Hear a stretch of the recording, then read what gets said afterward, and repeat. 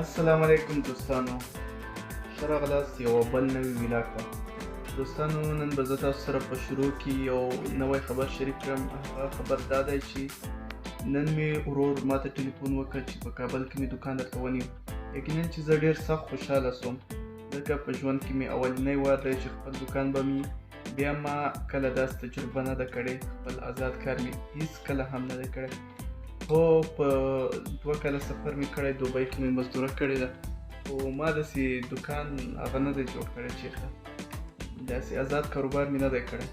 نو تاسو نه هیله لرم چې دعاګانو کې مې یاد وساتئ او ویلاګ تر اخره پورې وګورئ.